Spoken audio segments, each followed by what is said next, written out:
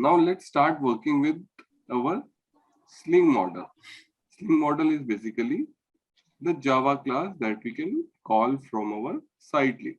So here inside the sitely, now if you wanted to call your backend Java file, so for from sitely you can call Sling model. That is basically Java file that you will call from sitely and where you can write the further business logic. Okay. So you can also see from here if you want to call a simple Java class, that is a simple Java class whose object will be initiated, that also you can do. But what is the purpose of using this Sling model is that it's a POJO.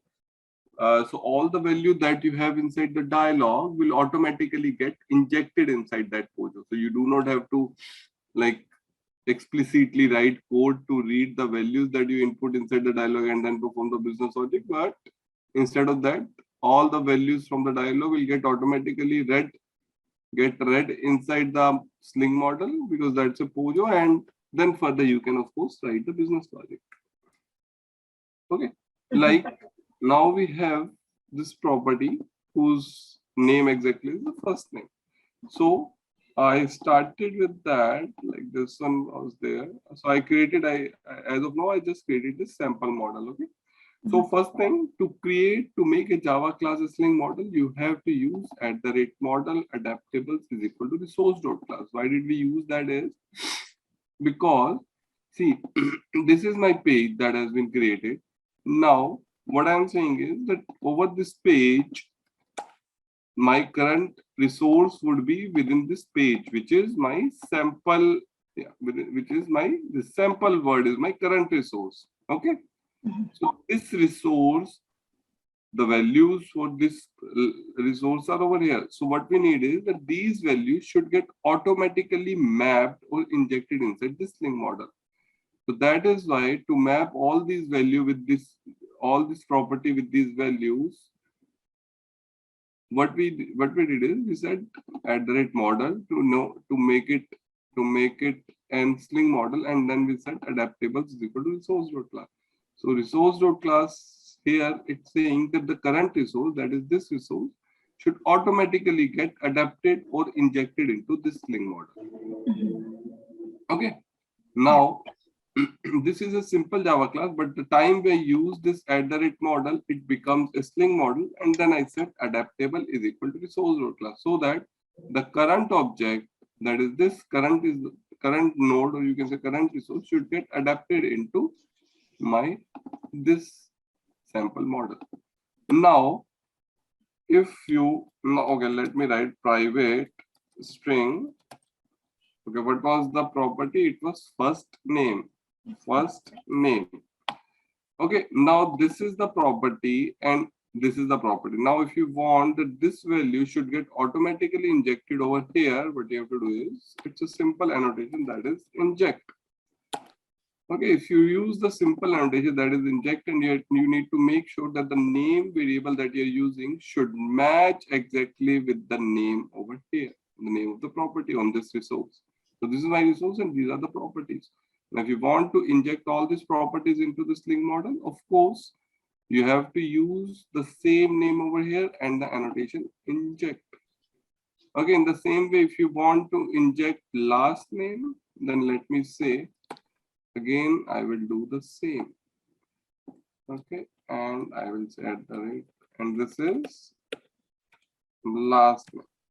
Okay, now one thing here, I said this name should exactly match the property over here. But sometimes, in case if you want to keep some other name, like instead of last name, you only want L name. Okay, maybe some conventions is what you are using. So if you want to automatically map this L name with this, so that the value of this L name should get automatically injected, there is another annotation, that is @named annotation. Yes, @named, and here we can tell which name it should map to. So current resource is this resource, and which property this should get mapped to is this last name. If this @named is not there, then by default the name of the variable will be considered. If @name property, this annotation is provided, then this will take preference. So it will try to match from here. So this will get matched from here, and this name, this value Ram will get automatically injected over here. In the same way, if you want to inject other properties like color, like hobbies, okay? So what I will do is private string and the name hobbies, HOBBIES, okay? And I will use @inject, okay? Yeah. So, okay, I will deploy this code and will show it to you. And what I will do is, firstly, I will generate the getters and setters. It's okay even if I generate the getters, because why do I need to generate the getters? See, setters doesn't make any difference. You can remove these setters. I do not need this. I just accidentally created like both getter and setter. I just need getter. Why do I need getter is because see, all our variables that I declared are private. Okay.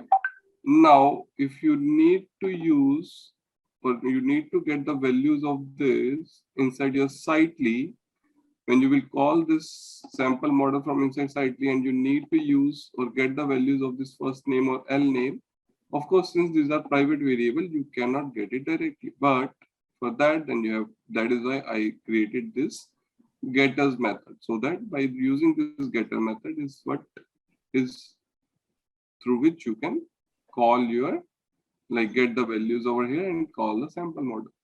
Now, firstly, to call the sample model, what we have to do is we have to use the attribute, that is data slide use. Always remember, see, this use data slide use is being used for two purposes only. One is to call your Sling model and the other one is to call the template.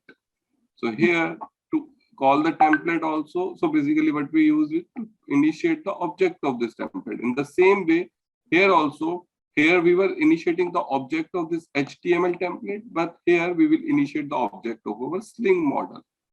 So the Sling model that we have created. So every time you will use the data slide u, a new object of that class or that thing will get created. So here if I use a sample model, like here, just a minute.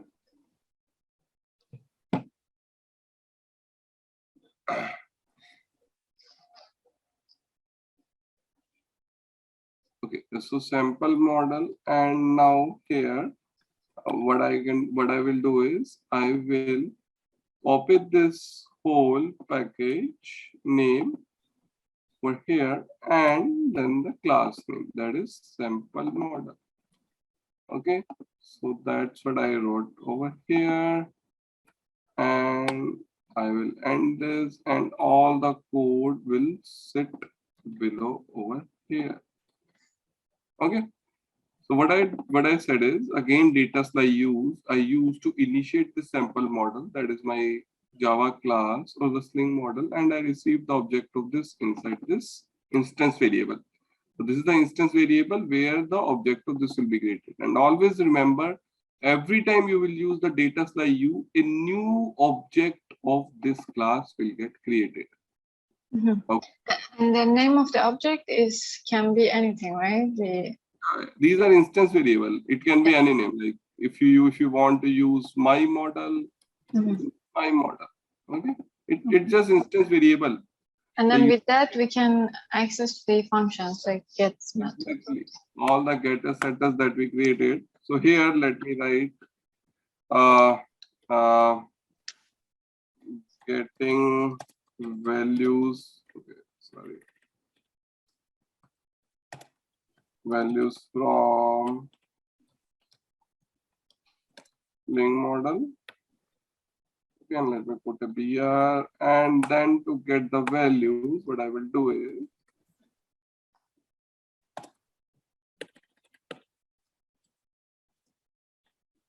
now this is my instance variable, and to call the getter, now you can directly call the getter through this. Like you do not need the complete name, but just this name after get, and also it should follow the camel casing.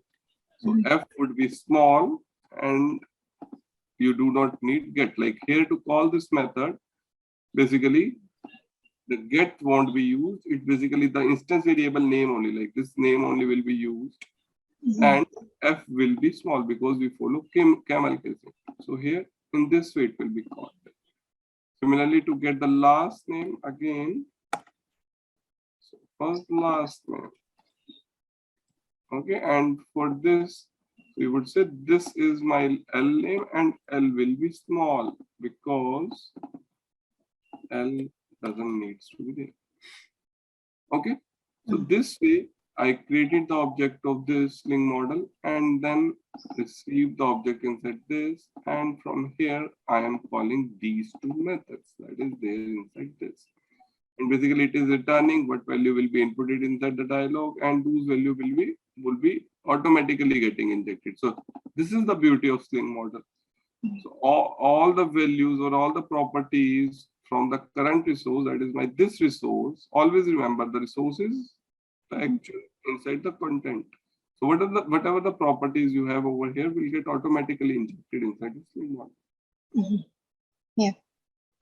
Okay, before deploying this code, I wanted to let me tell you one more thing.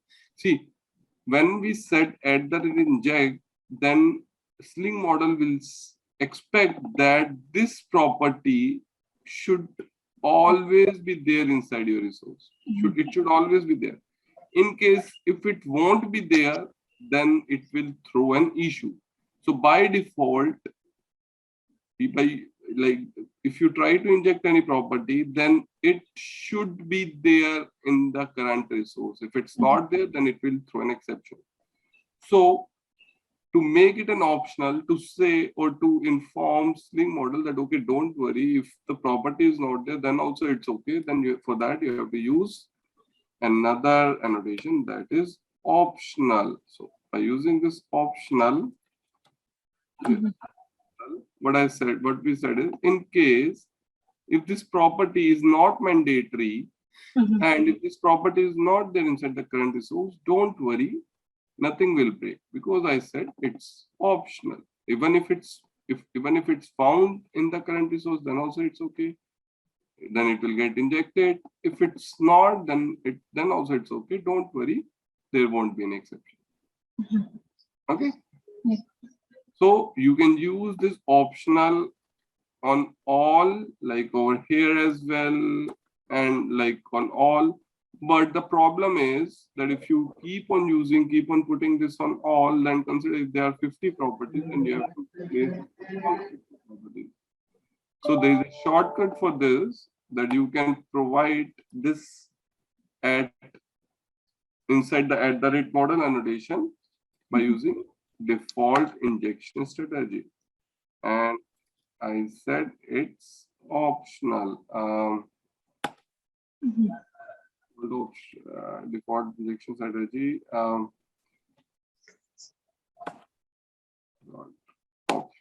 Okay. Like that. Default injection strategy. Let me just get it from, I think I would have it over here. I wrote it previously. Yeah, default injection strategy. Yeah. So this way, if you say that the default injection strategy and it's optional, and you made it at class level, then at individual field level, you do not need this. Okay. So by this way, it means that all the properties will become optional, and it doesn't matter if the value or if this property is there inside the current resource. Even if it's not there, then also it's not an issue, because it is an optional property. Okay. Let me deploy this code, and before deploying this code, another important thing that I want to tell you is that the sample project that we were developing, you can see it's there in my code base now. But we were actually creating this whole project inside my CRXD.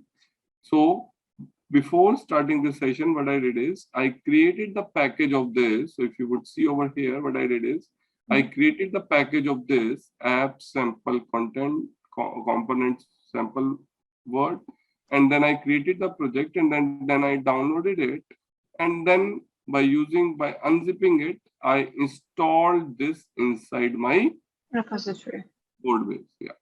So see, one way of course is that you can create the package of any of the thing, and you can get it that zip on your local hard disk, and then like unzip it and then copy paste it in your code base.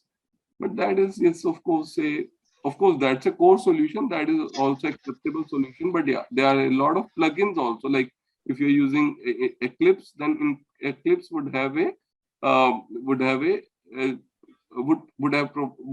like Eclipse should have provided a plugin which would enable you to directly connect your hard drive or your drive to AEM server, so that automatically whenever you want, the sync can be done and the changes from AEM can be taken to local hard drive and vice versa. Okay. Okay.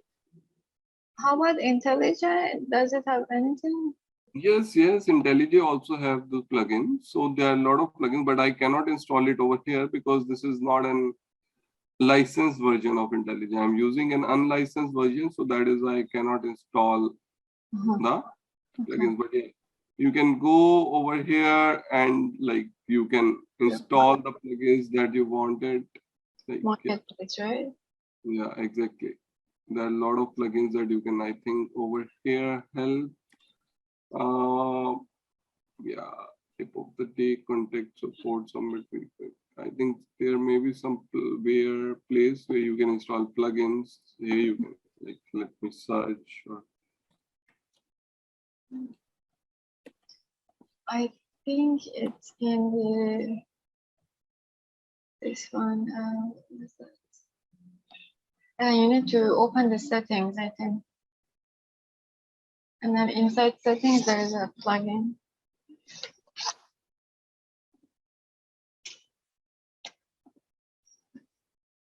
Yeah. So yeah, from marketplace you can install it, but the only thing is that for many you need license. Like here, what is it called actually? Like, oh, okay.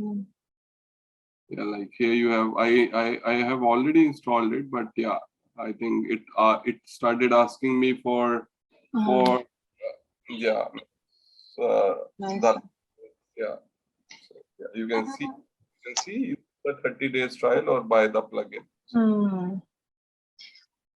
One question. So when we create the model class, and then we start like injecting the data from like AEM to the Sling model, can we tell that we are building like a bean thing? We are building like a bean. I mean, this whole class, I think. I mean, can we call it bean? Yeah, you can call it a bean. That is also an okay name. Means mainly it's a pojo. You can call it a bean or whatever. Like it's, but yeah. Yeah, because I remember like I used to use like a Spring framework, so there also we had something like this, right? But the difference was from like SQL or Postgres, like. But here it's like from CRX, right? Yeah, exactly. Okay, got it. But just one thing, right now, I mean, because when I joined the company, I was like following the other guy's code, and then he's like using different. Yeah, like we have also the model class, but then inside the model we actually like write the whole logic, and then he is also using like the annotation model and adapters, but he's using inside the logic class. No, but you need to anyhow make the use of annotations. See, service logic you can write inside method, but to inject the values you have to use the @ inject. I will tell you there is another way also you can inject the values, but yeah, you need to use annotations only to inject the values. And further, you can write methods to perform business logic. Okay. Okay. Maybe I will show you later, like how. Yes, yes.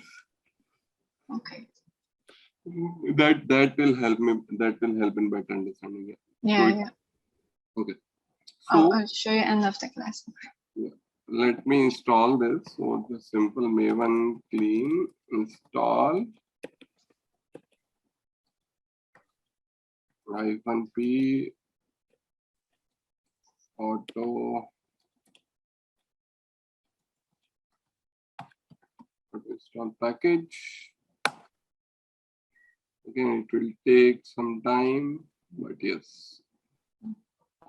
Okay, so why did I got this on my local is because now if I will deploy the code and if I do not have this component on my local, then it will uninstall or it will delete that sample word component from CRXD. Yeah. So everything that you are doing in CRXD, take the backup of that in your code base if you're doing it directly inside CRXD. Mm-hmm.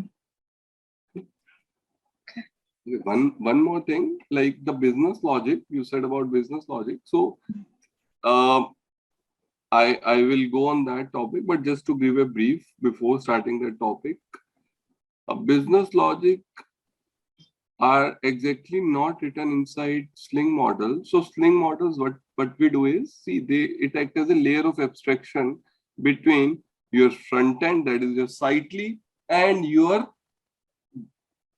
Sling services where you write your business logic.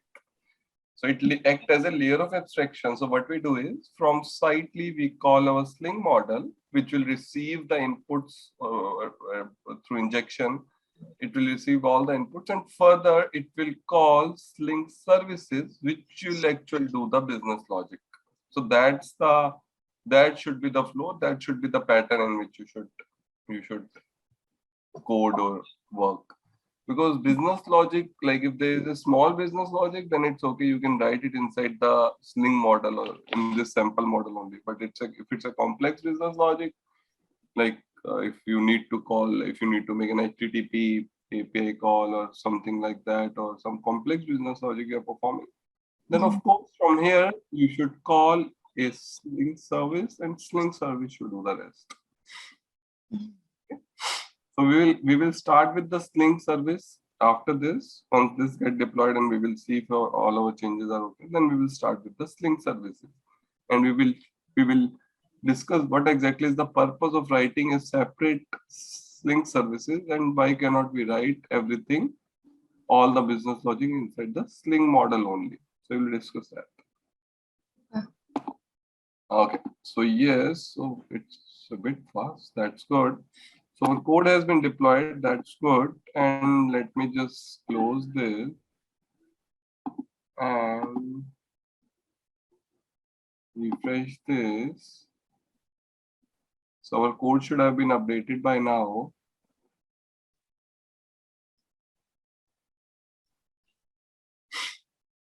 Okay, where is my component? It should be inside apps.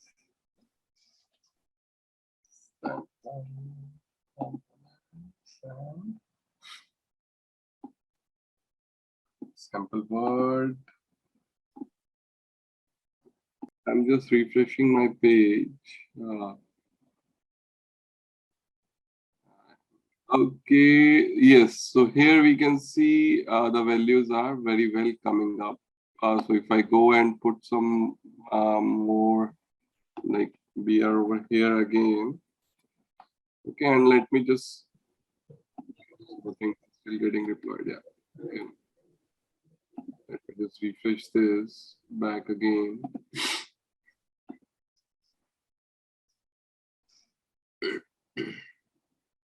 Yeah.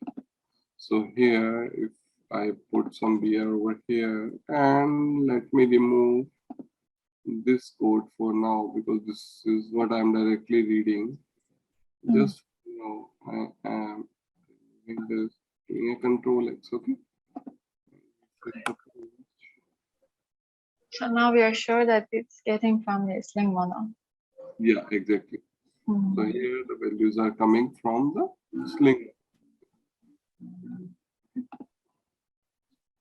So this way, this is the purpose of creating a Sling model. So Sling model is basically, you can call it a bean, or mainly it's basically a Pojo, through which you can directly inject your values, and all those values would be directly available inside your Sling model, and you can further work upon or read those values and perform your business logic. Okay. We can do the same thing as well for the components, right? You sent me some links. I was reading it the other day. Which Like we can somehow like feed the data from Sling model to the component itself. Like, I mean, like any field in the inside the component. You mean through data source? Yeah, yeah. Yeah, you can do that. You can do that. Yeah. But yeah, you can do that. Of course, you can do that. Yeah. Yeah. Yes. Okay. Okay. All right. Yes. Like it doesn't matter. Like if you're calling a data from data source, you're calling your backend file. Basically, in the backend, I think it creates the data source map, and within that, the values get populated. So if you do it with the help of a servlet or a Sling model, it doesn't make any difference. But yes, with Sling model also you can do this. Okay. Okay. So we discussed about few of the this annotation, but yes, there are more annotations that we will keep on discussing. Okay. Now, firstly, let me start with the discussion on Sling service, and parallelly we will discuss more on the annotations that we have provided inside our this Sling models. So as I just said that from your Sightly, that was our this sample model, you can only call your Sling model. So it's not that you cannot call services, but you can do that, but that's not a good practice. So that's not the best way of writing code. So from Sightly, you should call your Sling model, which will act as a layer of abstraction between your Sightly and your Sling services. Okay. And inside the Sling services is where you will write all your code, all your business logic. So here, let me just create a new folder, package with the name service. Okay, and let me create a new file. So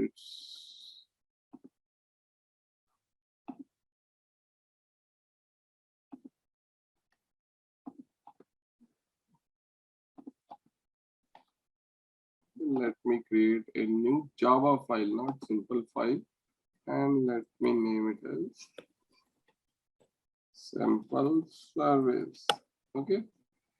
Now, these surveys are not simple class. So here also you have to use a particular annotation, that is component. Okay. So when we use this component annotation, what it will do is it will make this Java class a service. And within this annotation, you have to write service is equal to the name of the service. Like this is the name of the service. Okay. Name of the service dot class. By just using this annotation, this class will become a service. Now the question that will arise in your mind, what is the purpose, or what exactly does this Sling service do, and why do we write all our business logic over here? Okay, now from here inside the sample word, when we use this data slide use, I told you every time a new object of this file will be created. So every time whenever the page will get refreshed and it will have this sample word component, this HTML will be called, and within this HTML, this object will get initiated. So if you are refreshing your page 100 times, so 100 objects will get created. But with Sling model, it's not the same. So Sling model, it it works like a singleton pattern that we have in Java. So if you know about singleton pattern in Java, then you would be able to easily understand what this service will do. In case if you don't, then don't worry, I will tell you. So it will behave like a singleton pattern. It means that it's not that every time you will call this service or any method of this service, a new object of this service will get created. It's not like that. So only single object of this server of this service will get created, and that object will be created the first time, either the first time when the service will get called or during the startup of your server. So we can decide upon that when the object will be created, and every time you will be calling or referring this service, the same object will be used, and it's not that a new object will be created again and again. So the same object will be referred to. Just we use @ component that's made this class as service, and now you can write any method, like let me create a public string, okay, get full name, okay, and here return. Okay, I'm expecting it some fname and L name, okay, and here I'm saying hi plus fname plus, let's give some space between first and last name and L name. Now I have created this service by using this annotation, and I have this public method. Now, if you want to call this method from inside the Sling model, what you have to do is, firstly, you have to use private, what's the name of the service? It's sample service, okay? And I created the instance over here. Now, to call this service, either you can use @inject, or the best is to use @osgi service annotation. So to call a Sling service from inside a Sling model, you have to use @osgi service. Now, what this will do is it will try to find an already created object of this service, and if it's found, then it's okay, otherwise it will create a newer one. So as I said, that the instance of the service will be created the first time when the service will get called, and in our case the service is getting called over here. So here, whenever I will start referring to my service, the instance of this service will get created. Okay, so either at the startup, as I told, either at the startup the object will get created, or otherwise, like in our current case, where the object of this will get created when we will refer it for the first time. If you want that the object should not be created like the time when we start referring it, but should be created at the startup, then you would have to provide an this attribute that is immediate true. And you can see by default its value is false. So immediate true, it says that the instance of the service will get created when the server will be started. That time only the instance of the service will get created.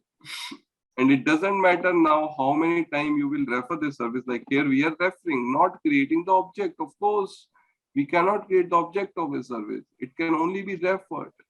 So what it does is, it will create the object and will store the object inside a service registry. When we start referring to this service, it will try to find that object of the service from inside service registry and will get it from there. In case if it's not there, and that would be the case when we haven't used immediate true. So in that case, it will create a new object and will store that object inside service registry. So the next time any other service will start referring it, it will automatically get the object of the service from inside service registry. Okay? Okay. Okay, now if you have to call this, let me use like public string get get name. Okay, let me use simple get name, and here to call this I use the instance variable and get full name. So here I use this, and here I will pass my both of these instance variables and will return it over here. And now you can call it from your over here, your sightly firstly. Okay. And this is full name, and over here, what is the method name? Our method name is get name, or let me use it as get complete name. Okay. Now to call this method, what we will use is just copy this part inside there and use the camel casing. So C will be small. So what I did over here from inside Sling model, I call this method get complete name, which will call over here.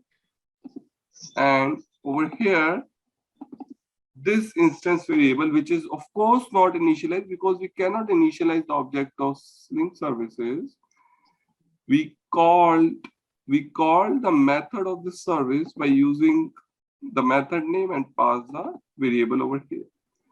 And inside this service, since this immediate true is set, so the object of this service will be created during the startup of your server, and the object so created will be stored inside service registry. And now the next time any Sling model or any other service will refer to this service, it will get the object of this service from inside the service registry. Okay.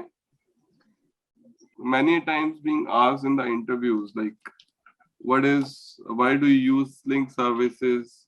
What is the purpose of it? And why cannot you write the logic inside the simple Java class or inside Sling model only? So all the business logic, like consider if you want to connect to some third party or write some complex business logic, all that has to be written inside your Sling services, because it's not because the object of that class should not be created every time, only single time, and using that object you can call the utility methods. But if you go to the HTML file, we still need to create an instance of that model class, right?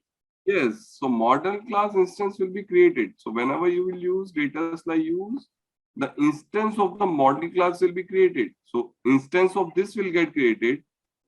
But here, when you will refer this by using OSI service, here the instance of this service will not be created. Okay. Because the instance of service has already been created during the startup because we used immediate true.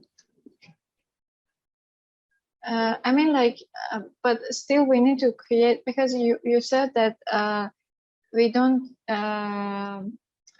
for the to avoid creating instance of model class every time in the HTML file. So we create like service layer, right? See, from Sightly, that is HTML, you should only call your Sling model. So whenever you will call your Sling model, of course, the object will be created. But from inside your Sling model, you should call your service. And for service, the object will only be created only once, and that object will be used all the time. Okay, so we somehow give this responsibility of the this object creation and the all the things that it's related to object, we give it to the service layer, right? Yes. Okay. Okay, So like wherever you find that okay, any complex business logic, or you want to connect to some third party, you want to make an HTTP request, or you want to connect to some database, like the utility classes that we create inside Java, basically that is achieved using services over here. Mhm. And to create service, basically it's @component annotation and service, and then you have to use service is equal to name of that service. And then Okay. we always use this service inside the model, right?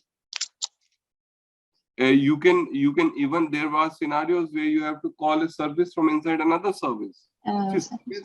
You write utility classes, utility methods. Now those methods could have been used inside some other service as well.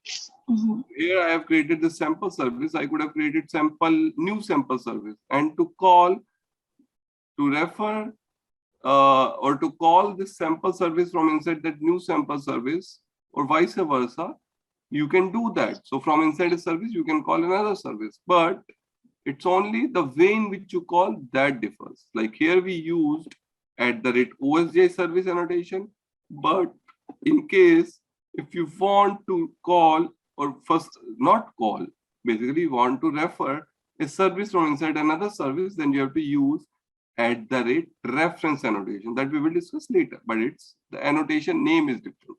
But yes, it's not that a service can only be called from inside Sling model, but yes, a service can also be called from inside a servlet, or inside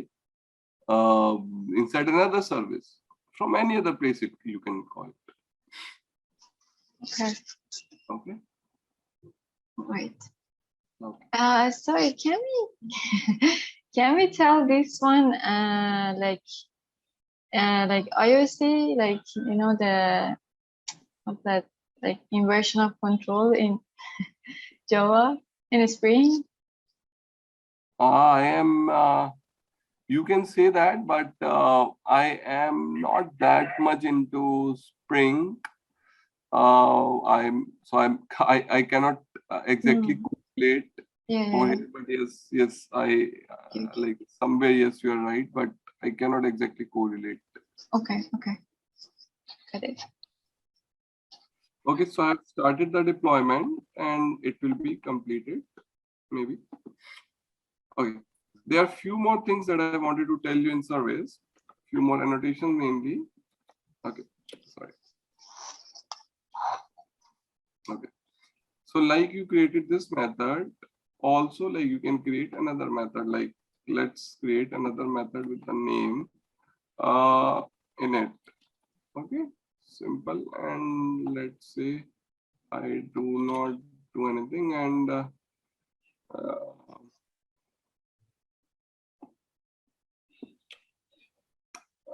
inside init method. Okay.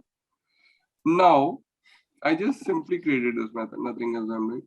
Now this Sling service provides some annotations like @activate, activate. Okay, and similarly, okay, what this activate annotation will do, that the time, what's one related problem?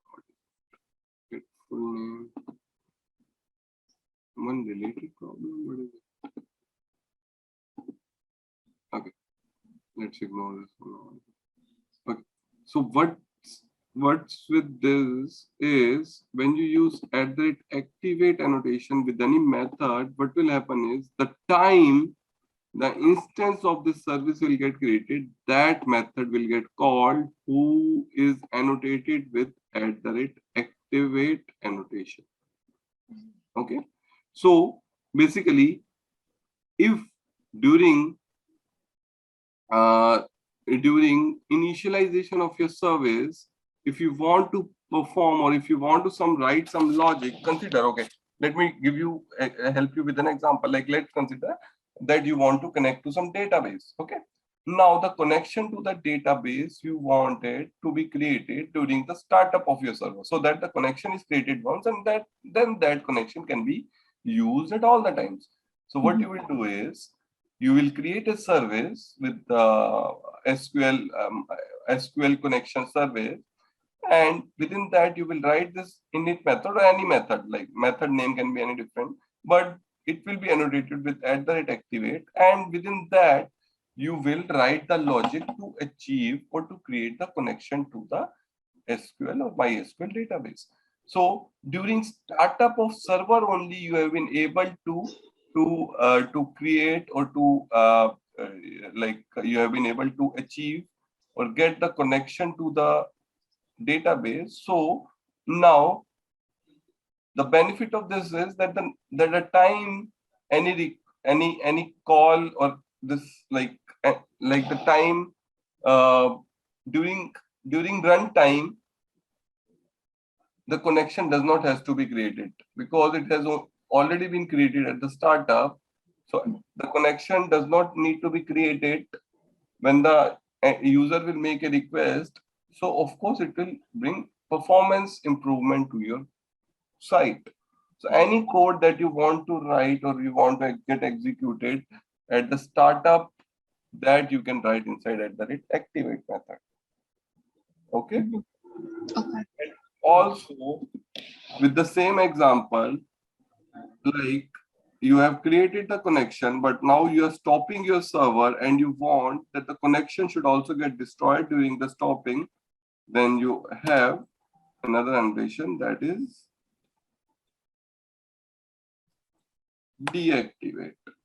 And in it, any method name that is I inside.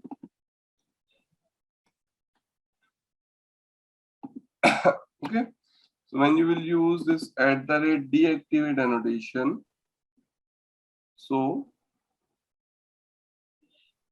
it will be called when your service, this object will be destroyed. And when it will be like, when the object of this will be destroyed, of course, when your AEM will be shut down. So in case if your AEM is getting shut down, of course, it will also automatically close all the open objects or all the open connections. So the object of the sample service which are created at the time of startup, it will also get destroyed when the AEM is getting shut down. And during that time, if you want to close any of your open resources, that you can close over here inside this method.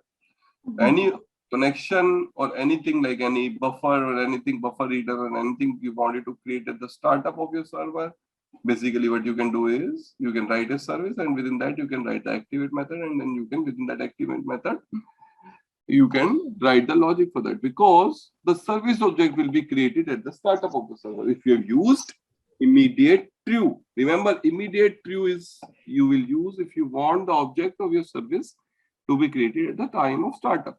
And if you want to execute a method which should get executed during startup of your server, or basically during the when the object of your service will be created, use @activate annotation. Okay. One more question, like so in a slide in the HTML file, cycle, I mean, so it's preferable that we use the service method, right? No, Instead we of call the Sling model. Here we call the Sling model. We didn't. We cannot call service from inside Sling model. From Sitely, sorry. Okay, but this one was the method of the service, right? No. This is a method of your Sling model. So see, my method is my model is an instance of your Sling model. Here I am calling the complete name. So if I go inside the sample model, here is the get complete name. So I am calling the method of Sling model. From Sling model, I am calling the service. Okay. I am not calling the service directly. Service. So one more thing, like, can we do like, for example, in the service layer, instead of like writing the method inside the model, I mean, create the object of the service class inside the model, can we do it like reverse? Like when we are in the service, we create object of the model, and then No. we cannot, right? What would be the purpose? What would be the scenario? See, Sling models only works with components.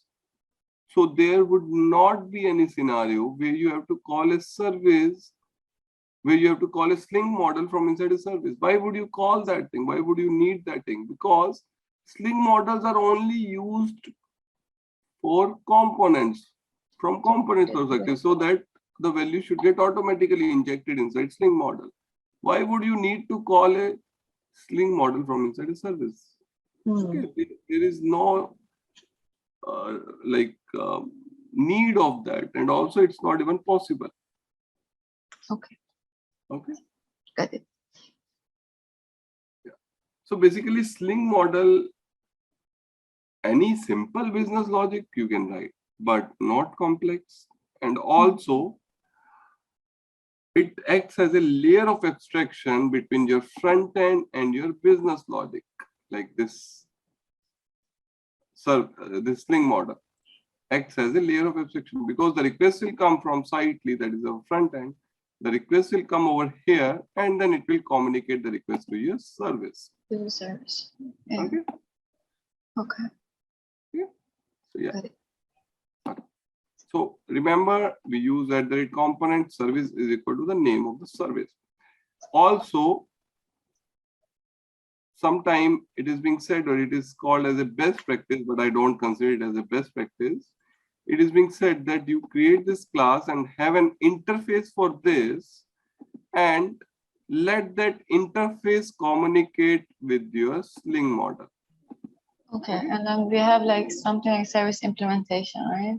Yeah, so here we will implement that interface. So we will create a service, sample service interface, or we can name it as sample service IMPL, implements that interface, whatever, like maybe sample service interface. And that Sling model will actually over here, instead of directly calling the actual service, but it will call, or it will refer the interface only. Interface. That's a good practice, or that's a way of better coding, but like here we are directly calling it, here we are doing it, that will work. And 90% of the companies or like developers use this way, but sometimes you tend to, I will also tell you the reason why this interface is used. Okay, but as a best practice, it is considered that you create an interface and the service and the implementation class, and refer your inside the Sling model, refer that interface and not the implementation. Now I tell you the reason why that best practice are introduced. Okay. See. Okay, sorry, you go. No, you please ask if you have any question. Okay, can you tell me like one example of using the init and the destroy method? Like what kind of things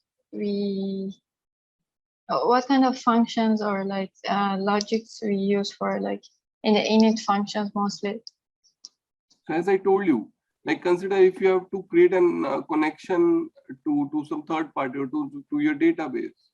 So anything that you want to be done at the time of startup of your server, any objects that you have to create, any resource that you have to like create or something. So all those things, and all the open resource, of course, you should get it closed. So inside the deactivate method, you can close all the open resources. Okay. Right.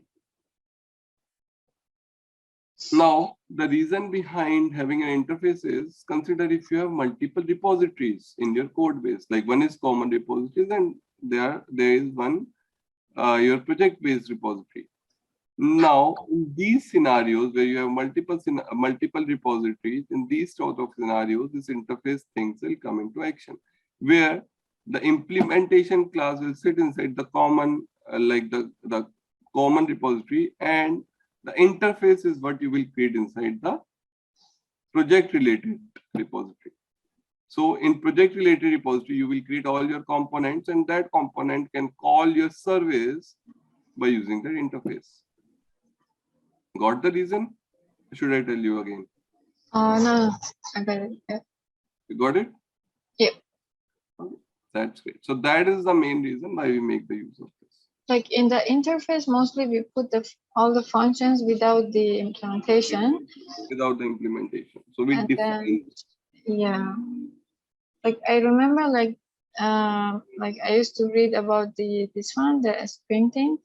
Then they were telling that, okay, this is like good for the, the readability of the code, and then like abstraction and like hiding the implementation and those things, right?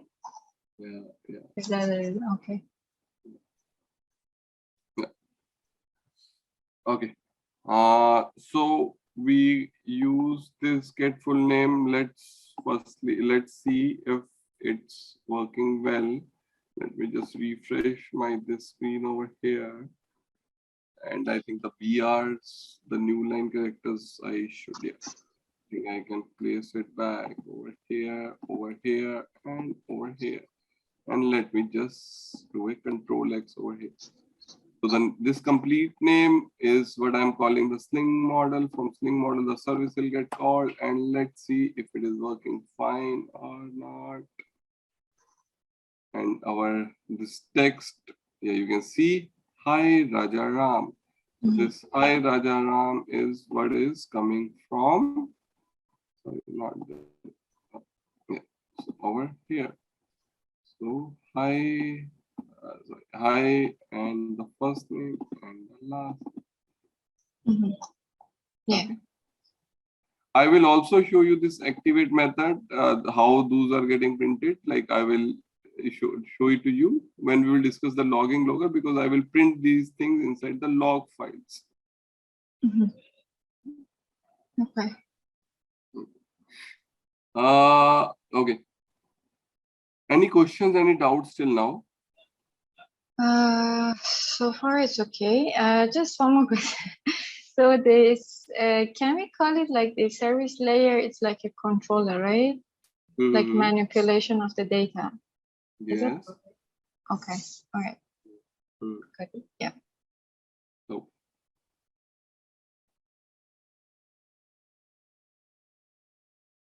Okay.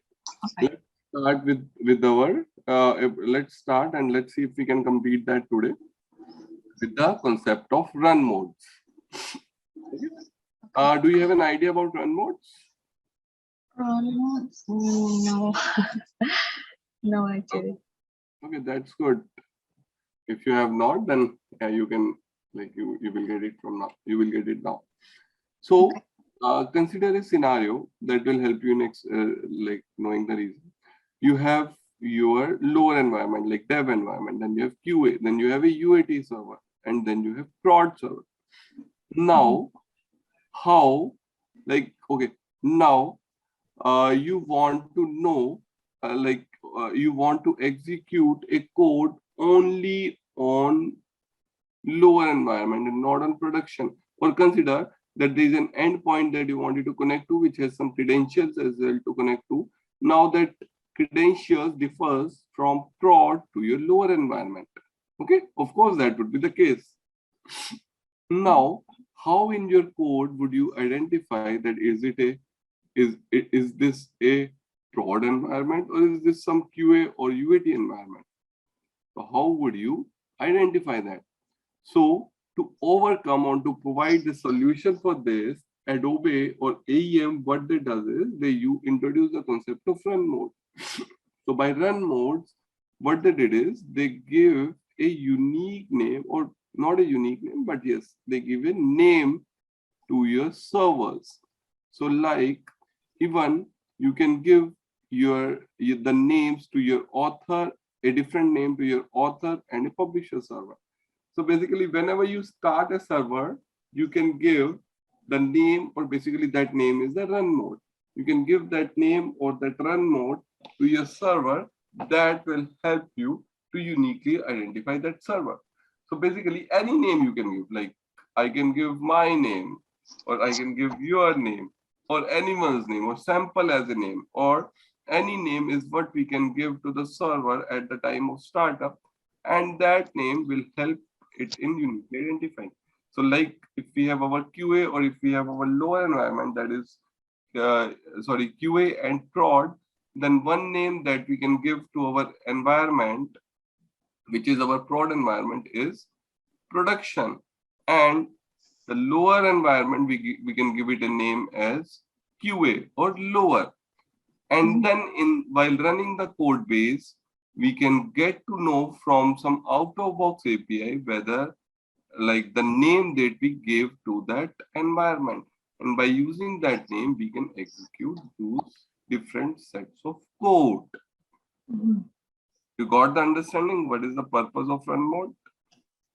Yeah, somehow. Yeah, you mean like in the log file we can track, like, for example, if someone like access the API. No, that is totally different. What I'm saying is, see, again I'm saying, like again rephrasing all that. So see, consider you have an endpoint. As an example, there is an endpoint and there are some credentials that are being used to connect to that endpoint. Now, these URL, this endpoint and the credentials differ from prod to lower environment. Okay, so the prod has a different credentials and the lower has some different credentials to connect to the third part. Now, how in your code base, see the code base will be same. See here, consider inside your sample service or inside this sample service or inside this sample model, you have to know, actually which credential should I use, because here we cannot know whether the code is running on production server or whether the code is running on lower server, because the code is all same. So how the code will get to know whether you are running on a production server or whether you are running on a lower server? So basically, to overcome this, what solution AEM gave is that we can give unique names or we can give names to our servers. So by using those naming convention, we can execute different set of codes on different server. So on our author server, basically even on author and publisher also, we can execute different set of code by using those different names that we assign to the server at this time of startup. Okay. Okay, let me just show it to you. Maybe it's still not clear. Is it still not clear? Somehow I understood. Yeah, maybe if you, yeah, sure. It's let me show you the startup.bat. So here, if you see, I used -d sling run mode. Okay, so this is what I started my author instance. Okay, yeah. So I started my author instance and I gave it a name. So basically, name, I'm saying here name, but basically it is run mode. Okay. I gave it a name to my this author instance, and the name I gave is prod and prachi. So like you have, like I have a name and I have few more names like my nicknames or my like how my parents call me by my nickname. So yeah, those are like my alias. So similarly, these are the alias or these are the names that are being assigned to a server to as of now on our author instance. We assign these two names to our server. Okay, so here what I did is I assigned a name as prod and the other name I assigned is as prachi. So here my author instance basically has two names. Basically, there are more names as well that I will tell you later. But yes, two new names that have been assigned. That is, one is prod and the other is prachi. Okay. Now, in your code, if you want, see the code is same. The same code will be deployed on author instance.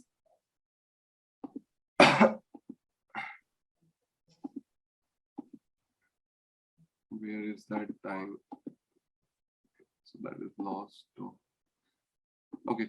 So we discussed that the code will be deployed on both author and publisher instance. Yes. Now the same code will be deployed, and consider that on author we want to execute some different code and on publisher we want to execute some different code. Okay. Now how will you achieve this thing? So by run modes, by the unique name that we gave to our instances. Okay. So here the unique name that I gave to my author instance was prod and prachi. And if I open my publisher instance, when I started my publisher instance during the startup, what was the unique name that I gave was Lokesh. So here This was the unique name that I gave to my publisher instance when the instance was getting started. Okay. Now these names have been assigned, like Lokesh has been a name that has been assigned to the publisher instance, and these two names, Prod and Prachi, have been assigned to my author instance. Now code is all same that will be deployed both on author and publisher instance.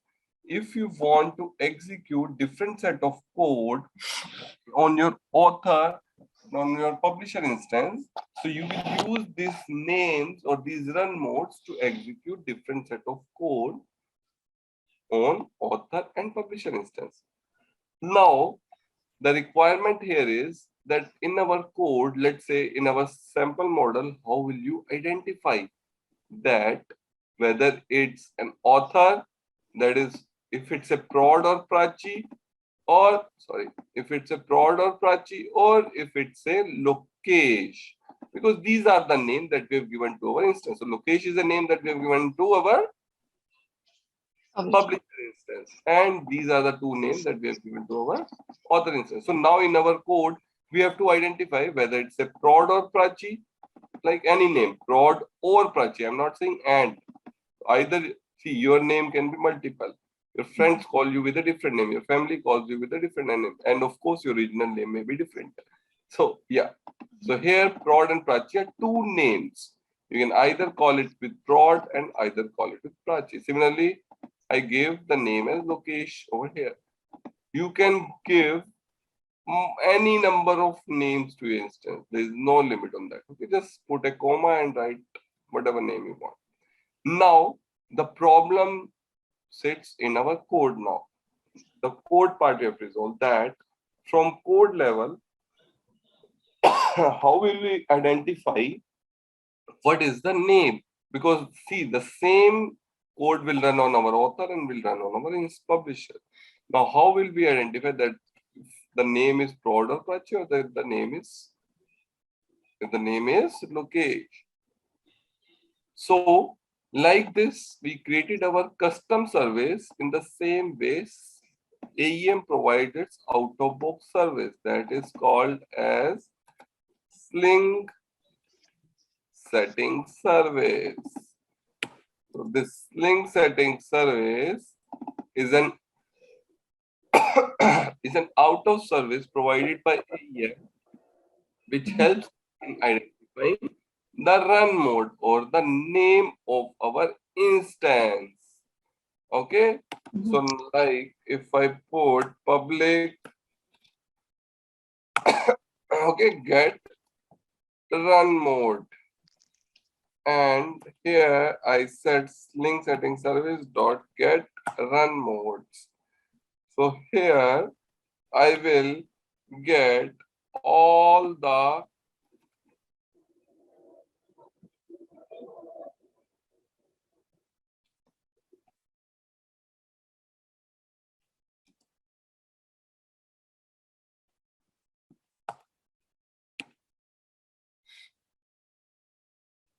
okay. So through this way, what I did is, see, this what I used is inside this I used the get run mode.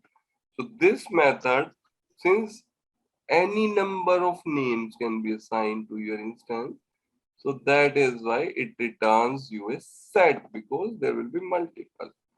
So let's do one thing. Let's try to say if run mode dot contains. So what were the names? Prod or prachi. Let's say if the run mode contains prod. Okay, then I will say I will return its prod, or you can say author instance, because author only we provided his name. Else we say return run mode dot. Okay. I don't know if toString will work. Okay, no, toString will not work. Okay, let me just remove say name does not match. Okay, simple. What I did is now in our code to identify what name or what run mode your current instance is running on. So here, say I said the run mode contains prod. So here I could have put or run mode contains Prachi, because these are the two different names that I assigned to my author instance. So here I said if the run mode contains prod or if the run mode contains Prachi. Here instead of or I could have also used and, because both these two names are our author instance name. So I said if run mode contains prod and run mode contains Prachi, it's prod pipeline Prachi, or you can say author instance. Else name does not match. Mhm. Okay, let me deploy this code and you can ask me questions if you have doubts. Yeah, questions. Uh, yeah, I think let's run it and then we'll see. Yeah. But did you understood the concept? What is the reason of using run modes and what is the concept behind using run modes? Yeah, I think I'm matching it with the real case that like I have. Like sometimes I don't want to push any sort of like code in publisher or something. Just I want to have it on a staging. Mhm. Then yeah, there are some cases like this.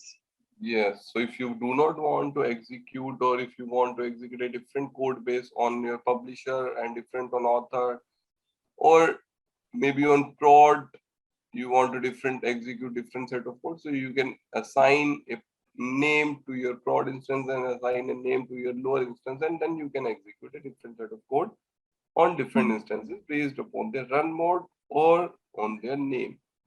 But just one thing that like say for like staging, that the whole AM thing is, for example, is on like server, right? It's not Mm. in the local. So I need to assign this run mode So name. both author and publisher. Okay, so through the command, right? The command line. Yeah, through I need command to, line, yes, through okay, I command need, line you can provide the in case if you want to provide a run mode or name as stage. So both author and publisher of that stage would have that name, stage Mhm, as the name or UAT as the name. mhm, Okay. Through command line you can provide the name. mhm. So let's say if this is build, oh sorry, not this. Like I use like solar putty, like Sorry, come again. something fair, right? Yeah, I'm just checking what is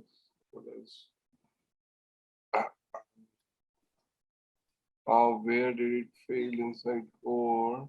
When did it run type? Invalid return. Maybe, okay.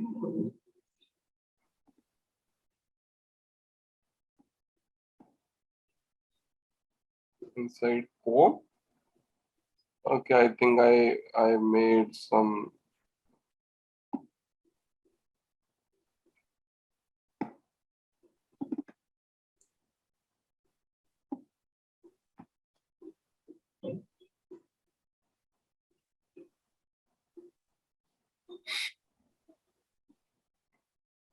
core form.xml. What changes did I make?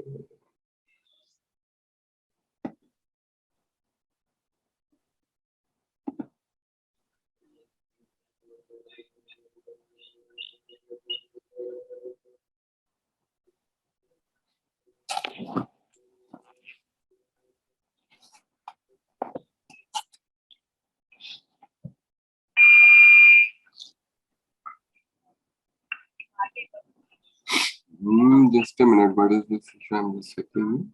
Invalid return type line job.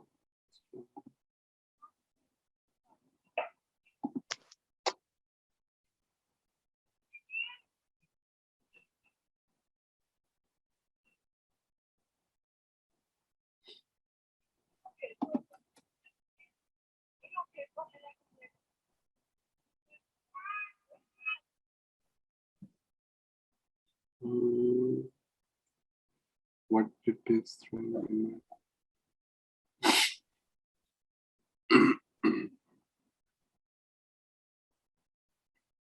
Oh, did I accidentally put something?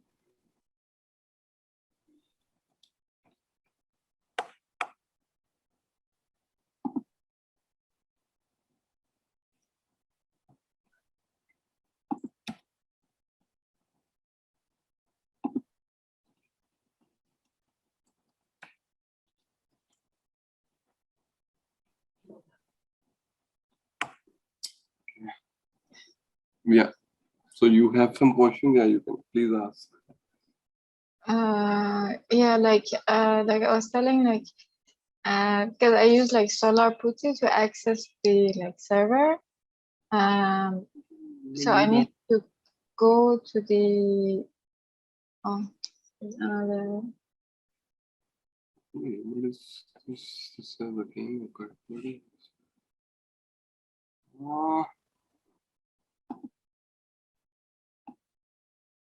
Just a minute. I don't know what is this issue.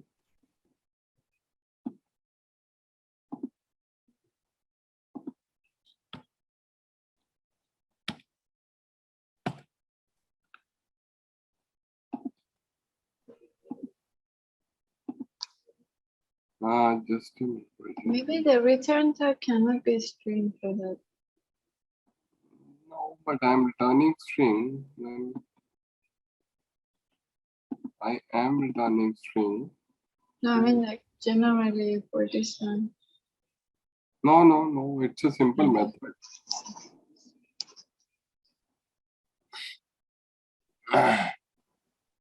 Let me just comment this. We will confirm that the issue is over here.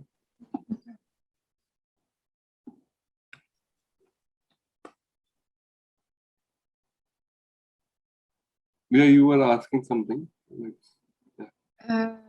Yeah. So I need to go to that Sterex startup and then give that run mode name, right? Yes. With the command. Okay. Yeah. Over here. Mm. Okay. You saying something about logs? No. This one. Okay. So yes, from command line, you just like, let me just ping you this command. I will ping you over here.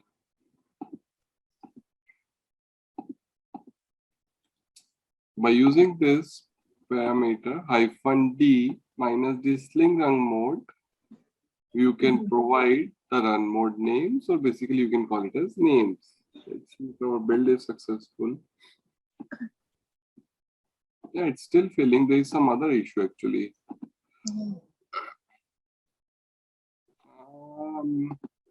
I think it's in pom.xml, line 00. I think some code has been. Where is my course pom?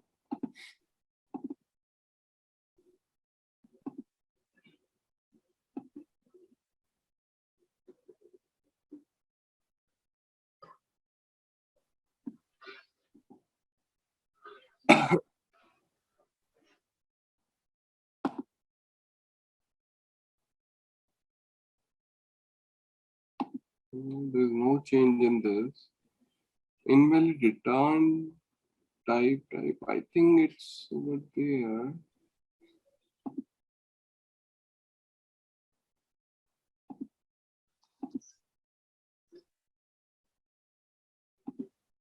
Where it is throwing exception. Invalid return types sample.co.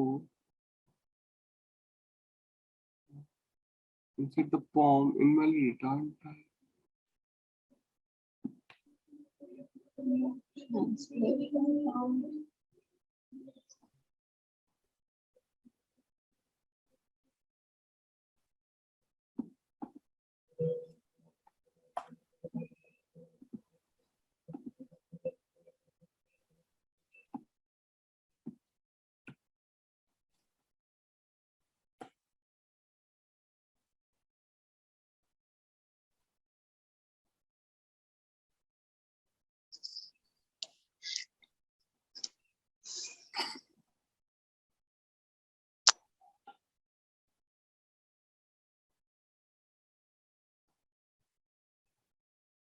Come on.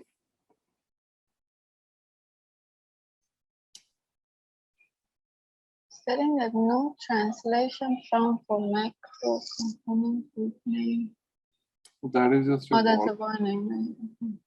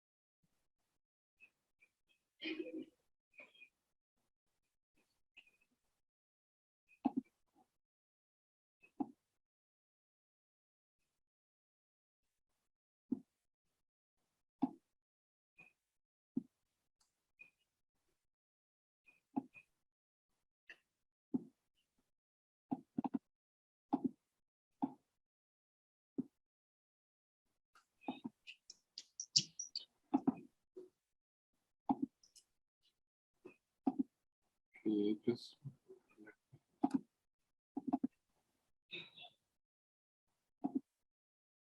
Maybe try to update your Maven dependency. yes, I can do that, but how it was? Okay, let's comment these two. I think.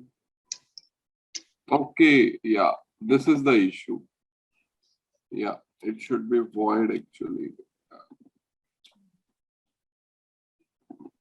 My bad.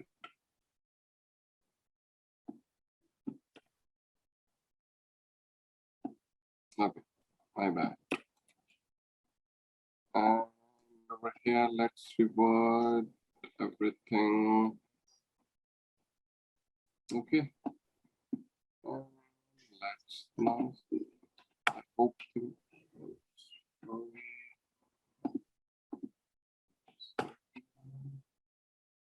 Okay. I hope things should work now.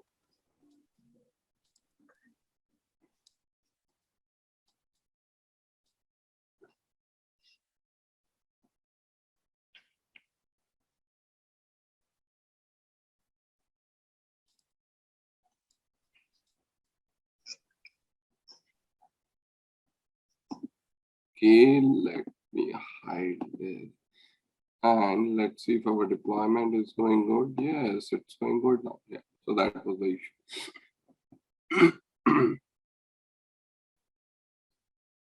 Okay, yeah, it's success.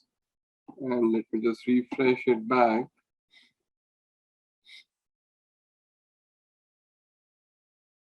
Okay, and now what I will do is I will call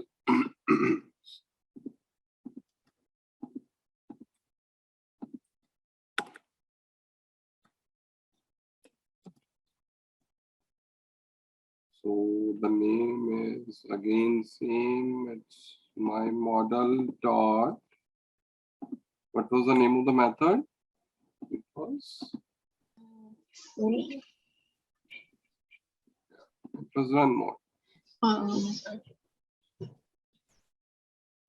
And let's now, let me do a PR over here. And, yeah. And let's refresh the page.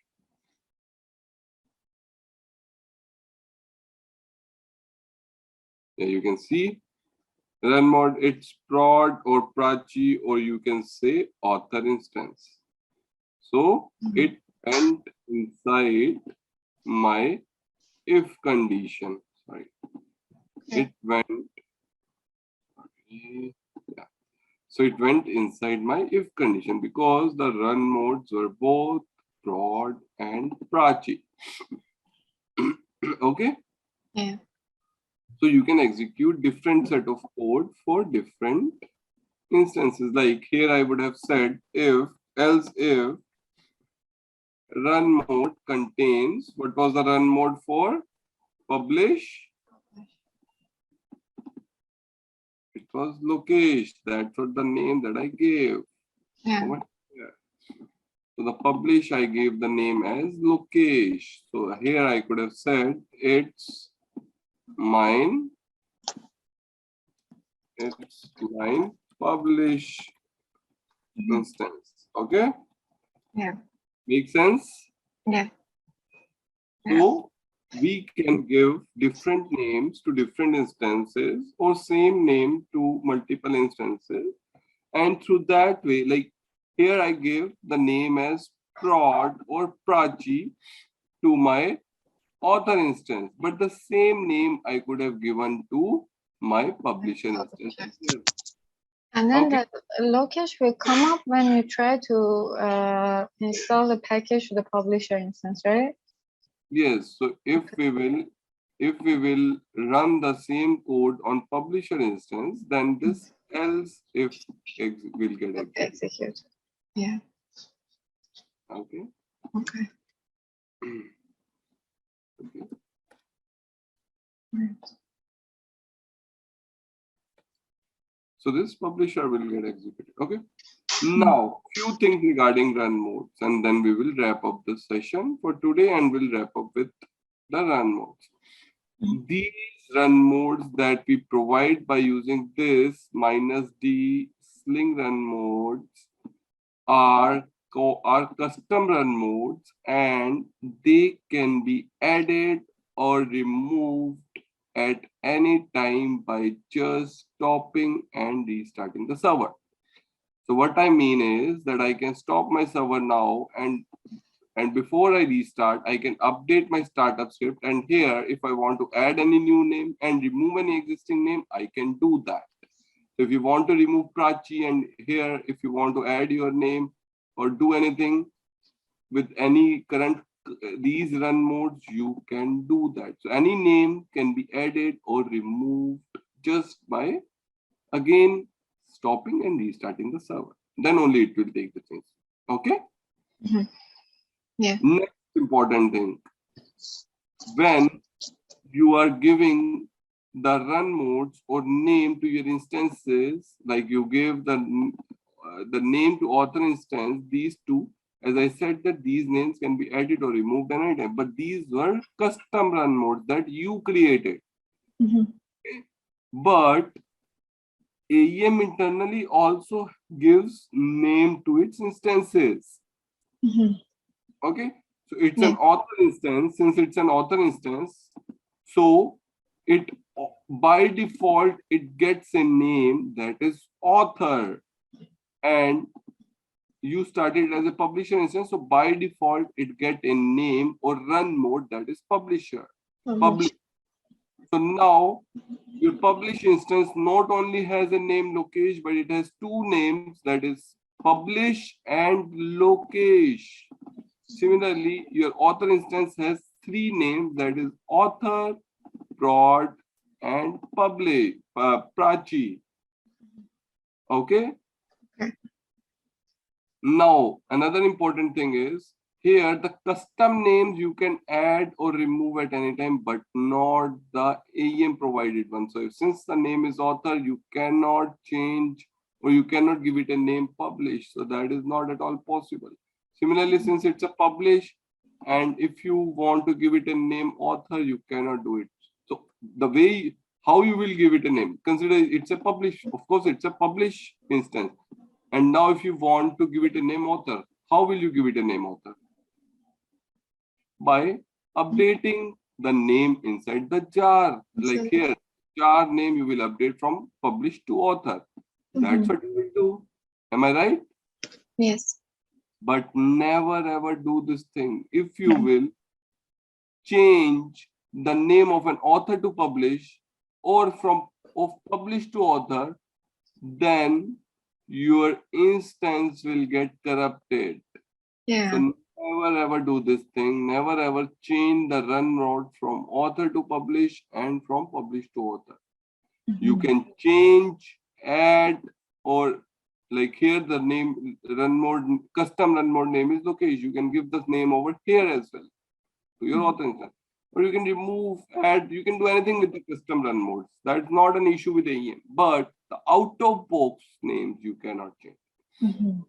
So here, the code that I had, I used, if it's a prod and it's a not contains Prachi. Here, what else I could have used? It's author. Yeah, author. And similarly over here, and or both can be used. That is publish. Okay. So run modes are basically to execute different set of code for different instances. And how would you identify those different instances? Is by giving them a unique name, that is run modes. So another thing, here you use -d sling run modes is equal to another way is just use -r and start giving the name, like you start giving your name. Sorry, I may can go wrong with your name spelling, like ABC or XYZ. Yeah. So it's up to you. Either you can use this. This is a bit informative. That's why I use this, because here you give that, okay, see, -d is used when you are passing some parameter. So when you are passing some parameter, the name of the parameter is this and the value is this. So if you want to use a shortcut, experts use shortcut, but to give it a proper informative way, use this. Or you can use -r, this as well. Any of these two ways you can use. Okay. Okay? Yeah. Okay. Understood the concept of run modes? Why would you use it? How would you use it? And also in your code, to know your run mode name is, you have to use the out-of-box service, that is Sling setting services. So Sling setting services is a way out-of-box service provided by AEM that will help you in knowing what is the run mode of your instance. Okay? Okay. Even the name of the class, also the instance, it should be setting service, right? Sorry, name of the instance of the Sling setting service that you created. You just created yourself, right? Yes, it's a service. So I just use OSJ service, Sling setting service, and service. I didn't use the is equal to new Sling setting service to create a new object, because it's a service. Out of box Adobe AEM service. Okay. I mean the naming, right? The naming also should be exactly this one. You Or mean this in one? this, Yeah. this name? This name can be anything, right? Yes, of course, it's an instance variable. You could have used ABCD, anything. What? The same could have been over here. Okay. That's just an instance variable. Yep. Okay. Got it.